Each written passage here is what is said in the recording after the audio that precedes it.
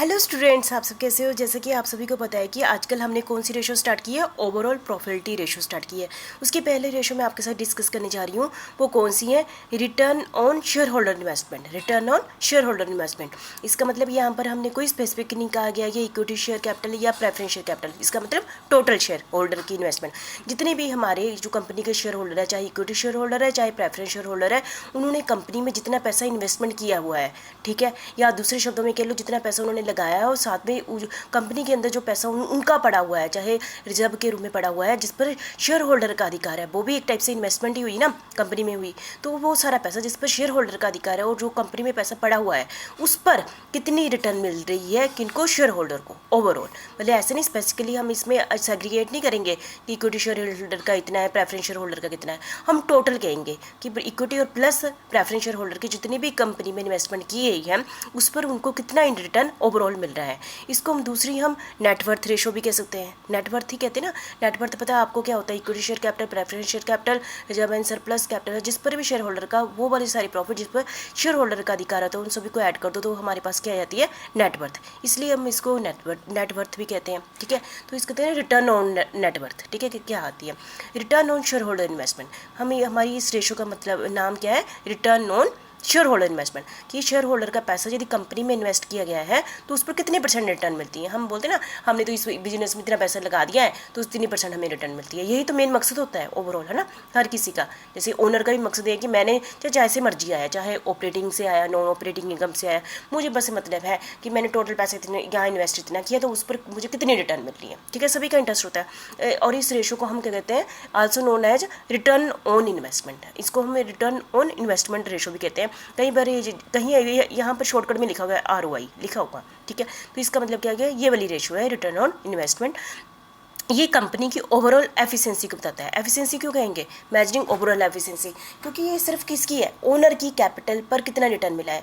हमने इस चीज़ से थोड़ी मतलब है कि डिवेंचर ने भी पैसा लगाया है ना, डिवेंचर ने होल्डर ने भी पैसा, लोन से भी हमने पैसा लगाया, उसकी भी रिटर्न को हम ऐड करें, उन सभी को माइनस कर देंगे, उनके इंटरेस्ट को माइनस कर देंगे। इसमें सिर्फ किसकी रिटर्न का मतलब है, ओनर की रिटर्न का मकसद है। इसलिए ये एग्जैक्टिव बताता है एफिशिएंसी का। यदि ओनर ने इतना पैसा लगाया है तो क्या एफिशिएंसी को मेजर करने के लिए, ठीक है। How will the resource of a firm are being used. देखो ये रेशो जितनी अच्छी आएगी, इसका मतलब क्या हुआ, यदि return on share holder investment पर रिटर्न अच्छी आएगी, परसेंटेज ज़्यादा अच्छी आएगी, तो इसका मतलब क्या है, कंपनी ने या बिजनेसमैन ने उसके जो सारे रिसोर्सेज हैं, रिसोर्सेज काफ़ी टाइप के होते हैं ना, फाइनेंशियल रिसोर्सेज चाहे ह्यूमन बीइंग रिसोर्सेज, जितने भी रिसोर्सेज हैं उनका प्रॉपर यूटिलाइज किया जाए, है ना। तो इसका मतलब यदि रेशो जितनी अच्छी आएगी, इसका मतलब बेटर है। इसका मतलब हर डिपार्टमेंट ने अपना काम अपने बहुत ही एफिशिएंटली किया है, ठीक है, ये बताता है। और the firm is able to earn a satisfactory return और नॉट। और इससे हमें भी पता चल जाता है कि कंपनी ने ये कि सेटिस्फैक्ट्री रिटर्न मिल रही है कि नहीं मिल रही है। बाईस 15% आ रही है, 20% आ रहा है,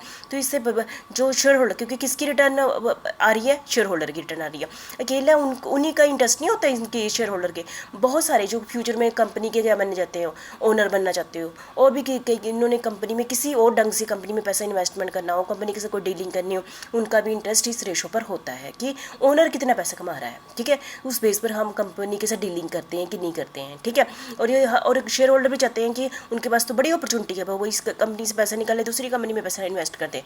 वो देखते हैं कि मुझे कहाँ ज़्यादा रिटर्न मिल रही है। यदि उनको अच्छी रिटर्न मिल रही है तो यहाँ पर वो रखेंगे, नहीं अच्छी मिल रही तो उसके शेयर बेच देंगे मार्केट में और दूसरी कंपनी में पैसा लगा देंगे। तो वे देखते हैं कि हमें सेटिस्फैक्ट्री रिटर्न मिल रहा है कि नहीं मिल रहा है, तो उसको मेजर करने के लिए वो कौन सी रेशो यूज़ करते हैं, शेयर होल्डर रिटर्न और शेयर होल्डर इन्वेस्टमेंट रेशो करते हैं। तो ये रिटर्न और शेयर होल्डर रिटर्न और इन्वेस्टमेंट रेशो हम कैसे निकालेंगे, नेट प्रॉफिट। देखो ऐसा प्रॉफिट जिस पर शेयर होल्डर का अधिकार हो, तो इसलिए इसमें बिफोर इंटरेस्ट एंड टैक्स नहीं लेना है, ये कह रहे ना after interest and tax, earning after interest and tax लेनी है। जैसे नेट प्रॉफिट आ गया ना, अर्निंग, क्योंकि आफ्टर टैक्स के बाद जो भी पैसा होता है उस पर शेयर होल्डर का अधिकार होता है, इसलिए हमने नेट प्रॉफिट क्या लिया है, earning net profit after interest and tax, ठीक है, जिसमें एंड में जो भी पैसा बच जाता है किसका, शेयर होल्डर का। ठीक है, तो इसमें शेयर होल्डर दोनों ही आ गए हैं, प्रेफरेंस शेयर होल्डर भी आ गया, इक्विटी शेयर होल्डर भी आ गया। ठीक है, इसलिए इसमें डिविडेंड प्रेफरेंस शेयर का माइनस नहीं करना, क्योंकि हम नीचे तो जो शेयर होल्डर फंड में है उसमें दोनों ही शेयर होल्डर को ले रहे हैं, इसलिए ऊपर जो नेट प्रॉफिट दोनों का जो हिस्सा होगा, दोनों का कंबाइंड हिस्सा जो प्रॉफिट होगा ऊपर ले रहे हैं। ठीक है, शेयर होल्डर फंड किसे कहते हैं, इक्विटी शेयर कैपिटल। आपको पहले ही बोलिए बैलेंस शीट में पहुंच जाओ, आपने पिक्चर बनाना नहीं हर चीज़ में, बैलेंस शीट में पहुंच जाओ। Equity share capital, preference share capital, free reserve, share premium, revenue reserve, capital reserve, retain earning, जितने जिस पर भी शेयर होल्डर का अधिकार था, माइनस एक्यूमुलेटेड लॉसेस, ये हमारी एसेट साइड होगी, उसको माइनस कर देंगे तो क्या आ जाएगा, share holder fund. Share holder fund मतलब शेयर होल्डर फंड जिस पर शेयर होल्डर का अधिकार है। और profit available to share holder, net profit after interest and tax, मतलब कि जो प्रॉफिट शेयर होल्डर के लिए बचा हुआ है उसको हम ऊपर ले लेंगे, जो जिस प्रॉफिट पर शेयर होल्डर का अधिकार है वो ले लिया, और जो शेयर होल्डर का पैसा इन्वेस्ट हुआ है। ठीक है, क्योंकि ये भी लेना है ना कैपिटल रिजर्व, जो कंपनी के अंदर रिटेन अर्निंग, ये शेयर होल्डर का तो पैसा है, तो इसको भी नीचे ले लेना है। ठीक है, तो इससे हमारी क्या रेशो निकल जाती है, रिटर्न ऑन इन्वेस्टमेंट रेशो निकल जाती है। ठीक है, और ये यदि ये रेशो जितनी ज़्यादा अच्छी होगी, है ना, तो इसका मतलब कि हाँ कंपनी का बेटर ही है, उनको ज़्यादा रिटर्न मिलेगी, है ना, ओनर को, तो इससे अच्छा ही है। यदि कम मिलेगी तो उतना ही बुरा है। ठीक है, और इंटर फर्म कंपैरिजन मतलब हम कंपनी क्या कर सकते हैं, अपनी ही जैसे दूसरी कंपनी वो देख लेते कि वो वहाँ पर शेयर होल्डर को कितनी % रिटर्न मिल रही है, हमारी कंपनी कितनी दे रही है। ठीक है, तो उससे क्या करेंगे, यदि हमारी कंपनी दूसरी कंपनियों के कंपेयर में ज़्यादा रिटर्न शेयर होल्डर को दे रही है तो फ्यूचर में हमारी इन्वेस्टमेंट इज अट्रैक्टिव, लोग हमारी कंपनी में पैसे इन्वेस्ट करना चाहेंगे, जिसके कारण मार्केट में हमारे शेयर की प्राइस क्या हो जाएगी, बढ़ जाएगी। ठीक है, तो इंटर फर्म कंपेरिजन करने के लिए भी ये रेशो क्या होती है, बहुत ही बेनिफिशियल होती है। ट्रेंड रेशो क्या होती है, हम अपनी इस साल की रेशो निकाल ली, पिछले 5-6 सालों की ऐसे ही प्रॉफिटेबिलिटी रेशो निकाल लेते हैं और उसको एज ए पिक्चर में प्रेजेंट कर देते हैं, ग्राफ में प्रेजेंट कर देते हैं, तो बच्चों उसके ट्रेंड के बारे में बता देता है कि ये क्या कंपनी की हर साल जो प्रॉफिटेबिलिटी रेशो है क्या इंक्रीज हो रही है, डिक्रीज हो रही है, फ्लक्चुएट हो रही है। इससे काफ़ी सारी हमें पॉलिसी, कंपनी से रिलेटेड पॉलिसी बनाने में भी हेल्प हो जाती है, और ट्रेंड का, कंपनी के ट्रेंड, सिर्फ अपनी कंपनी के ट्रेंड का पता चल जाता है। ऐसे ही हम दूसरी कंपनी के ट्रेंड को भी कैलकुलेट करके उसके साथ भी क्या कर सकते हैं, कंपेयर कर सकते हैं, ट्रेंड के बारे में पता चल जाता है ना। ठीक है, get idea of prosperity, growth के बारे में पता चल जाता है। ठीक है, प्रोबेबिलिटी, एफिशिएंसी, तो इस रेशो से हमें पता चल जाता है। ठीक है, तो हम क्या करते हैं, रिटर्न, मतलब कि शेयर होल्डर ने जितना पैसा इन्वेस्ट किया हुआ है उसके बदले उनको क्या मिल रहा है, कितना रिटर्न मिल रहा है, उसकी परसेंटेज को हम क्या कहते हैं, रिटर्न ऑन इन्वेस्टमेंट कहते हैं। इसको हम एक एग्जांपल के रूप में कर लेते हैं। हमारे पास जो रेड में दिया हुआ है ना, ये सारा क्वेश्चन है, इक्विटी शेयर फंड कितना है, कितना दिया हुआ है, 2 लाख। इक्विटी शेयर होल्डर का पैसा कितना लगा है, 2 लाख। प्रेफरेंस शेयर होल्डर का कितना लगा है, 1 लाख। मतलब कि शेयर होल्डर का पैसा कितना लगा है, 3 लाख लगा है। और reserve surplus, capital reserve, reserve for condition, इस पर भी शेयर होल्डर का अधिकार होता है, तो ये कितना है, 1 लाख। तो टोटल शेयर होल्डर का पैसा कितना लगा, 2, 3, 4 लाख किसका लगा हुआ है, शेयर होल्डर फंड है, इसलिए मैंने 2 लाख, 1 लाख, 1 लाख है, तीनों को ऐड कर दिया, 4 लाख क्या आ गया, शेयर होल्डर फंड आ गया। इसमें दोनों ही आएंगे ना ये इस रेशो में।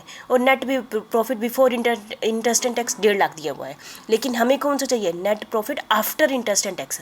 आफ्टर इंटरेस्ट मतलब क्योंकि इंटरेस्ट इसमें से माइनस कर दो, कितना आ गया, 1,20,000 आ गया, 1,20,000 आ गया, तो उसमें 50% क्या है, टैक्स है। 1,20,000 का 50% कितना हो गया, 60,000। 60,000 को माइनस कर दिया, पहले 1,50,000 में से इंटरेस्ट को माइनस कर दिया, 1,20,000 आ गया। 1,20,000 का 50% 60,000 आ गया, तो हमारे पास कितना बच गया, net profit after interest and tax कितना बन गया, 60,000 बन गया। ठीक है, तो ये 60,000 पर किसका अधिकार होता है, शेयर होल्डर का अधिकार होता है। तो हमने क्या किया, शेयर होल्डर का पैसा उठाया 60,000 मल्टीप्लाई बाई 100 और डिवाइडेड बाय, और जो भी पैसा ओनर ने ओनर का कितना पैसा है, 4 लाख, उसको डिवाइड किया तो हमारे पास जो परसेंटेज आ गई, इसका मतलब कि रिटर्न ऑन इन्वेस्टमेंट कंपनी की कितनी है, 15% है। ठीक है, इसमें दोनों की रिटर्न, ऐसा नहीं कि हमने इसको सेग्रीगेट किया, इक्विटी को लगी है, प्रेफरेंस को किया, हम दोनों को कंबाइंड जो पैसा लगा हुआ है इक्विटी शेयर और प्रेफरेंस शेयर का, वो कंबाइंड पैसे पर कितना पैसा हमें रिटर्न कर रही है कंपनी, 15% रिटर्न कर रही है। ठीक है, थैंक यू। आप समझ गए होंगे, हमने किया रिटर्न ऑन इन्वेस्टमेंट की। Thank you.